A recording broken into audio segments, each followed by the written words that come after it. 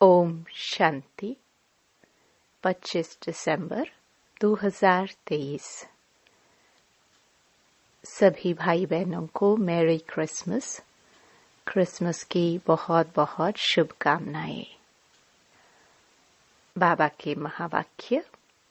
मीठे बच्चे, बाप हर बात में कल्याणकारी है, इसलिए जो डायरेक्शन मिलते हैं उसमें आनाकानी न कर श्रीमत पर सदा चलते रहो। प्रश्न। नवधा भक्ति और नवधा पढ़ाई दोनों से जो प्राप्तियां होती है उसमें क्या अंतर है? उत्तर। नवधा भक्ति से सिर्फ साक्षात्कार होता है। जैसे श्री कृष्ण के भक्त होंगे तो उन्हें श्री कृष्ण का साक्षात्कार होगा, रास आदि करेंगे, लेकिन वे कोई वैकुंठपुरी व श्री कृष्णपुरी में नहीं जाते। तुम बच्चे नवधा पढ़ाई पढ़ते हो, जिससे तुम्हारी सब मनोकामनाएं पूरी हो जाती हैं। इस पढ़ाई से तुम वैकुंठपुरी में चले जाते हो। गीत। आज नहीं तो कल। ओम शांति। यह किसने कहा कि घर चल? किसका बच्चा रूठ कर चला जाता है तो मित्र संबंधी आदि उनके पिछाड़े जाते हैं, कहते हैं रूठे क्यों हो, अब चलो घर। यह भी बेहद का बाप आकर सब बच्चों को कहते हैं, बाप भी है, दादा भी है, जिस्मानी भी है तो रूहानी भी है। कहते हैं, हे बच्चे अब घर चलो, रात पूरी हुई है, अब दिन होता है। यह हो गई ज्ञान की बातें। ब्रह्मा की रात, ब्रह्मा का दिन। यह किसने समझाया? बाप बैठ ब्रह्मा और ब्रह्मा कुमार कुमारियों को समझाते हैं। आधा कल्प है रात, अर्थात पतित रावण राज्य अथवा भ्रष्टाचारी राज्य, क्योंकि आसुरी मत पर चलते हैं। अब तुम श्रीमत पर हो। श्रीमत भी है इनकॉग्निटो। हम जानते हैं बाप खुद आते हैं, उनका रूप अलग है, रावण का रूप अलग है। उनको 5 विकार रूपी रावण कहा जाता है। अभी रावण राज्य खलास होगा, फिर ईश्वरीय राज्य होगा। राम राज्य कहते हैं ना, सीता के राम को नहीं जपते हैं। माला में राम राम जपते हैं ना, वह परमात्मा को याद करते हैं। जो सर्व का सद्गति दाता है उनको ही जपते रहते हैं। राम माना गॉड। माला जब जपते हैं तो कभी कोई व्यक्ति को याद नहीं करेंगे।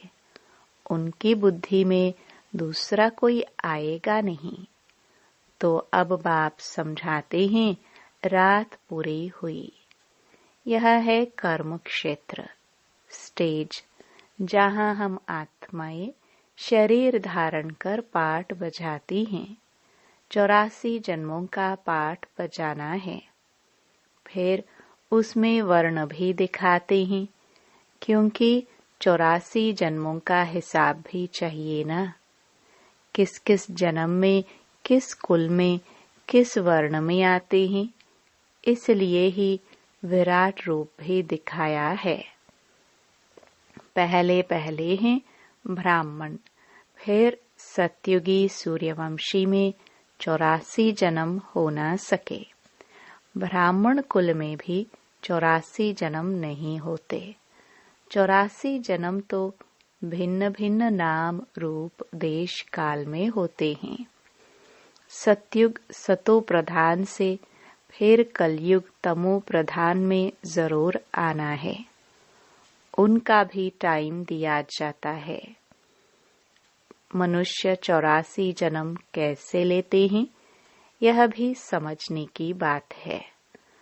मनुष्य तो समझ नहीं सकते, तब तो बाप कहते हैं तुम अपने जन्मों को नहीं जानते हो, मैं बतलाता हूँ।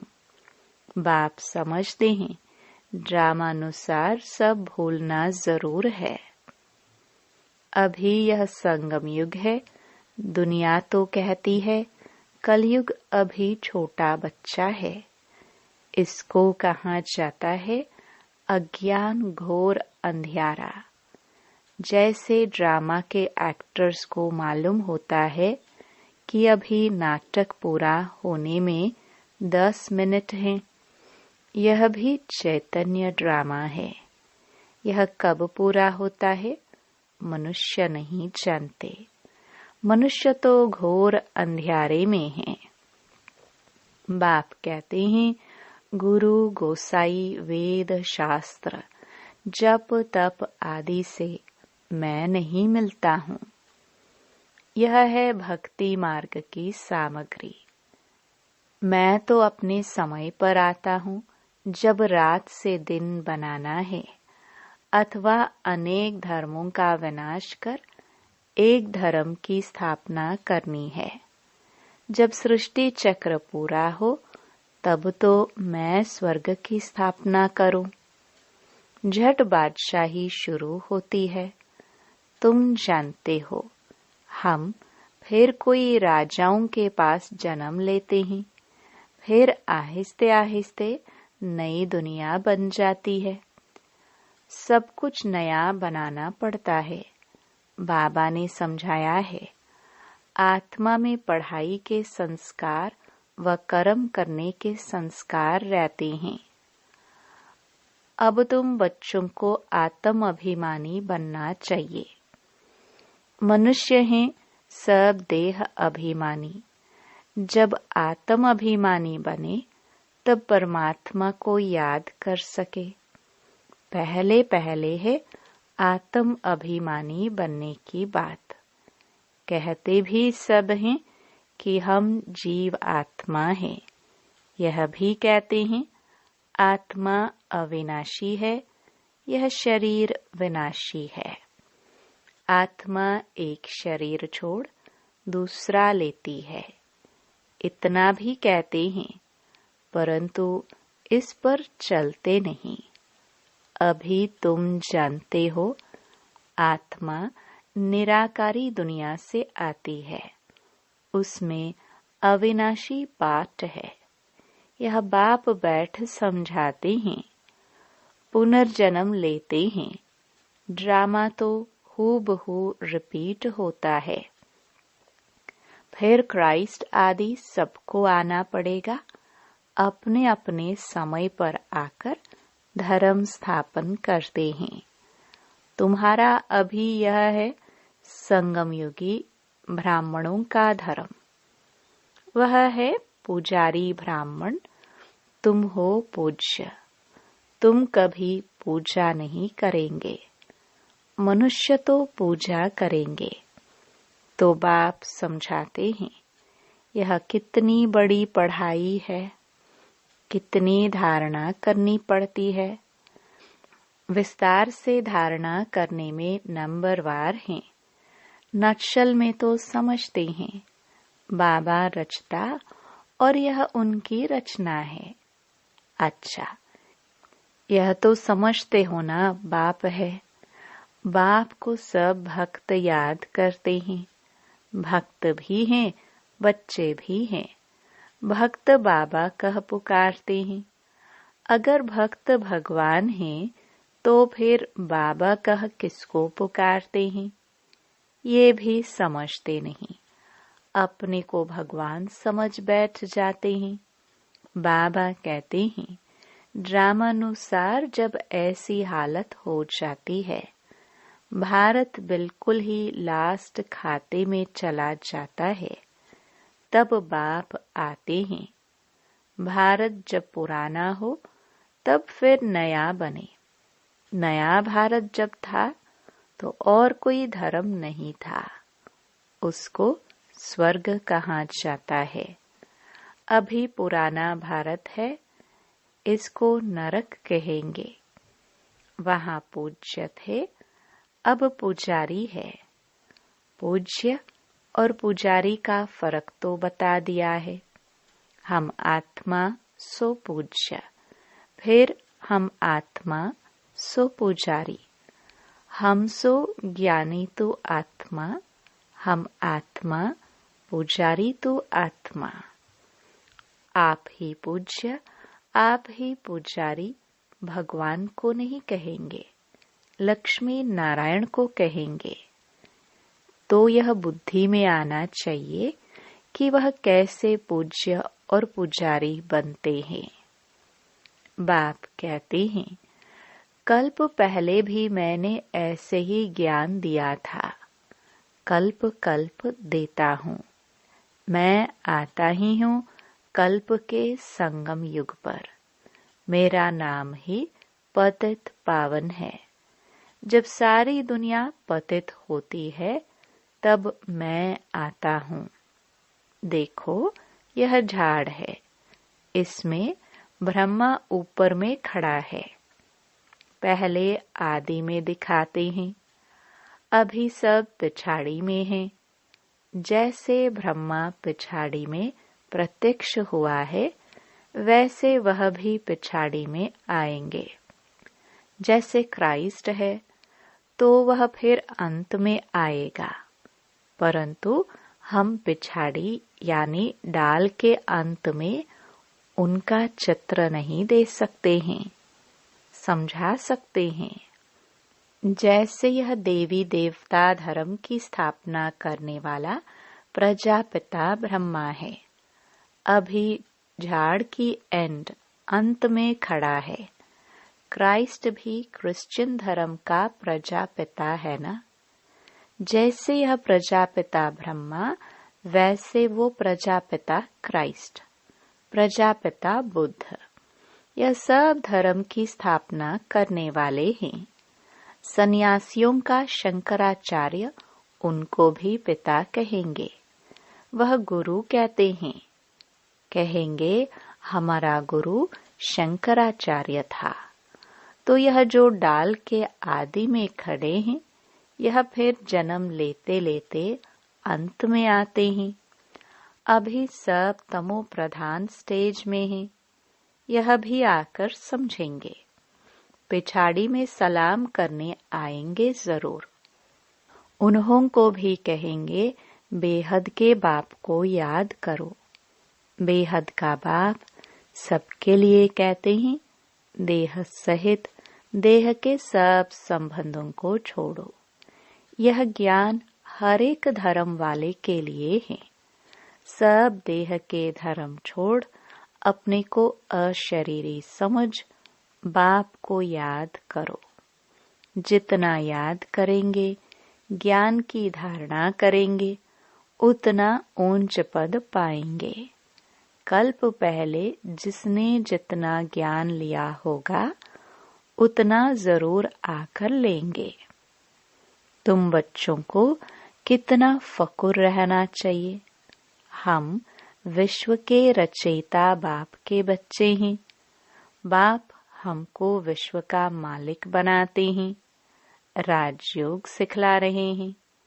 कितनी सहज बात है, परंतु चलते चलते थोड़ी सी बात में संशय आ जाता है। इसको ही माया का तूफान व परीक्षा कहा जाता है। यह तो बाप कहते ही हैं कि गृहस्थ व्यवहार में रहना है। सबको घर बार छुड़ा दूं तो सब यहाँ बैठ जाए। व्यवहार में भी पास करना है, फिर समय पर सर्विस में लग जाएंगे। जिन्होंने धंधे आदि को छोड़ा है, उन्हों को फिर सर्विस में लगाते हैं। तो कोई बिगड़ पड़ते हैं, कोई तो समझते हैं श्रीमत में कल्याण है, श्रीमत पर जरूर चलना ही है। डायरेक्शन मिला उसमें फिर आनाकानी नहीं करनी चाहिए। बाप हर बात में कल्याणकारी है। माया बड़ी चंचल है। बहुत हैं जो समझते हैं ऐसे रहने से तो कोई धंधा आदि करे, कोई समझते हैं शादी करे। बुद्धि चक्कर खाती रहती है, फिर पढ़ाई को छोड़ देते हैं। कोई तो बाप से गारंटी करते हैं हम श्रीमत पर जरूर चलेंगे। वह है आसुरी मत, यह है ईश्वरीय मत। आसुरी मत पर चलने से बहुत कड़ी सजाएं खाते हैं। जिन्होंने फिर गरुड़ पुराण में डराने की रोचक बातें लिख दी हैं, जिससे जास्ती पाप न करे, परंतु फिर भी सुधरते थोड़े ही हैं। यह सब बाप समझाते हैं। ज्ञान का सागर कोई मनुष्य नहीं हो सकता। ज्ञान का सागर नॉलेजफुल बाप समझा रहे हैं तो समझते हैं, वह फिर समझाते हैं, कहते हैं यह ठीक बात है। हम फिर आएंगे, बस प्रदर्शनी से बाहर निकले और खलास। हाँ, कोई 2-3 भी निकले तो भी अच्छा है। प्रजा तो बहुत बनती रहती है। वर्षा पाने लायक कोई मुश्किल निकलते हैं। राजा रानी के 1-2 बच्चे होंगे, उनको राजकुल का कहेंगे। प्रजा तो कितनी ढेर होती है। प्रजा तो झट बनती है, राजाए थोड़े बनते हैं। 16,108 त्रेता के अंत में जाकर बनते हैं। प्रजा तो करोड़ों की अंदाज में होगी। यह समझने की बड़ी विशाल बुद्धि चाहिए। हम पारलौकिक बाप से वर्षा ले रहे हैं। बाप का फरमान है, मुझे याद करो और वर्षे को याद करो। मन मना भव और मध्याजी भव। स्वर्ग है विष्णुपुरी और यह रावणपुरी। शांति धाम, सुख धाम और दुख धाम। यह बाप समझाते हैं। बाप को याद करने से अंतमति सोगति हो जाएगी। भक्ति मार्ग में समझो श्री कृष्ण को याद करते हैं, परंतु ऐसे नहीं कि श्री कृष्णपुरी में पहुंच जाएंगे। नहीं, करके श्री कृष्णपुरी में जाकर ध्यान में रास आदि करके लौटेंगे। वह है नवधा भक्ति का प्रभाव, जिससे उनको साक्षात्कार हो जाता है, मनोकामना पूरी हो जाती है। बाकी सत्युग तो सत्युग है, वहां जाने लिए फिर नवधा पढ़ाई चाहिए, नवधा भक्ति नहीं। पढ़ते रहो, मुरली जरूर पढ़नी चाहिए। सेंटर में जरूर जाना है, नहीं तो मुरली लेकर घर में जरूर पढ़ो। कोई को कहा जाता है सेंटर जाओ, हर एक के लिए अलग अलग है। सबके लिए एक बात नहीं हो सकती। ऐसे नहीं, बाबा कहते हैं दृष्टि देकर खाओ तो बस, परंतु बाबा कहते हैं लाचारी हालत में और कुछ नहीं कर सकते तो दृष्टि देकर खाओ। बाकी सबके लिए थोड़े बाबा कहेंगे। जैसे बाबा कोई को कहते हैं बायोस्कोप में भले जाओ, परंतु यह सबके लिए नहीं है। कोई के साथ जाना पड़ता है तो उन्हें भी नॉलेज देनी है। यह हद का नाटक है, यह बेहद का नाटक है, तो सर्विस करनी पड़े। ऐसे नहीं सिर्फ देखने के लिए जाना है, शमशान में भी जाकर सर्विस करना है। अच्छा, मीठे मीठे सिखिलदे बच्चों प्रति माता पिता बाप दादा का याद प्यार और गुड मॉर्निंग। रूहानी बाप के रूहानी बच्चों को नमस्ते। धारणा के लिए मुख्य सार। पहला, बाप की हर बात में कल्याण है, यह समझ निश्चय बुद्धि होकर चलना है। कभी भी संशय में नहीं आना है। श्रीमत को यथार्थ रीति समझना है। दूसरा, आत्म अभिमानी रहने का अभ्यास करना है। ड्रामा में हर एक्टर का अनादि पाठ है, इसलिए साक्षी हो देखने का अभ्यास करना है। वरदान, सदा सेफ्टी की लकीर के अंदर परमात्म छत्र छाया का अनुभव करने वाले मायाजीत भव। बाप और आप, यही सेफ्टी की लकीर है। यह लकीर ही परमात्म छत्र छाया है। जो इस छत्र छाया की लकीर के अंदर है, उसके पास माया आने की हिम्मत भी नहीं रख सकती। फिर मेहनत क्या होती, रुकावट क्या होती, विघ्न क्या होता, इन शब्दों से अविद्या हो जाएगी। सदा सेफ रहेंगे, बाप के दिल में समाये रहेंगे। यही सबसे सहज और तीव्र गति में जाने का व मायाजीत बनने का पुरुषार्थ है। स्लोगन, दिव्य गुणों के सर्व अलंकारों से सजे सजाए रहो तो अहंकार आ नहीं सकता। ओम शांति।